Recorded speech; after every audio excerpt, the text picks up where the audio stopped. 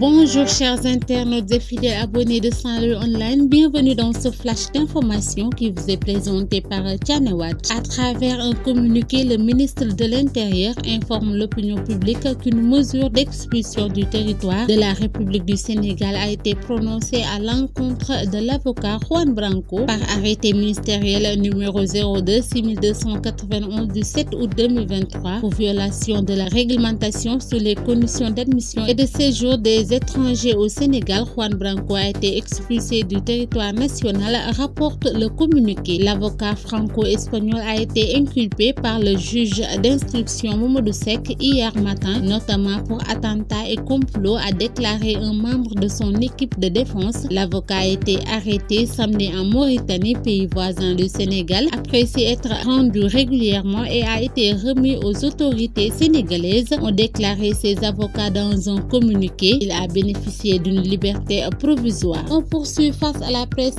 ce lundi 7 août. Le ministre de la Justice, Ismaïla Madior Fall, s'est prononcé sur l'affaire Pape Alé Niang depuis vendredi aux urgences de l'hôpital principal de Dakar. Il y a le sieur Pape Alé Niang qui continue sa grève de la faim. Tous les pensionnaires de l'hôpital acceptent les soins et s'en portent bien ou mieux, mais lui n'accepte pas les soins. Il observe la grève de la faim mais refuse de prendre des soins, a déclaré le ministre de la Justice Ismaïla Madior Fall. D'après lui, le journaliste Pape Alé Niang est un multirécidiviste. Pour lui, l'arrestation du journaliste rentre dans le cadre de la révocation de son contrôle judiciaire. Il est arrêté comme un influenceur subversif. On termine, c'est acté. Khalifa Sall et Karim Wade peuvent désormais être candidats à l'élection présidentielle de février 2024 si les deux cas sont finalement résolus. Toutes les incertitudes planent sur la candidature de Ousmane Sonko, un retour sur la ligne de départ pour la conquête de la magistrature suprême. Khalifa Sall et Karim Wade ont été réhabilités par 124 députés le samedi 5 août à l'Assemblée nationale après la promulgation de la loi numéro 12/2023 modifiant la loi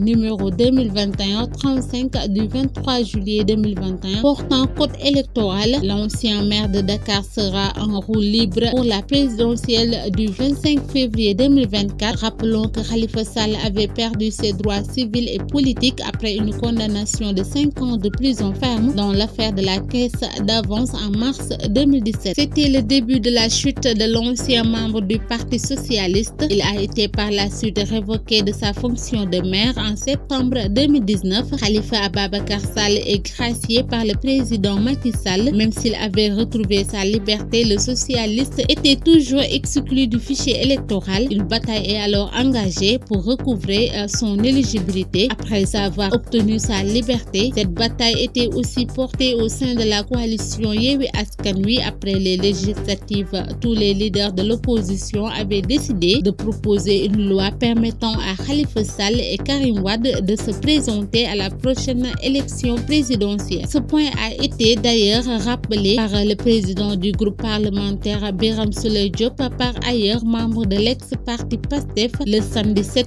août à l'occasion de l'examen en plénière du projet de loi portant modification du code électoral. Cette modification entre en droite ligne avec un des points sur lesquels nous avions battu campagne, à savoir la réhabilitation de certains leaders de l'opposition, a-t-il déclaré. Voilà, c'était tout pour ce flash d'information. Restez connectés au programme de Saint-Louis Online. Continuez à vous abonner et à liker. D'ici là, portez-vous bien.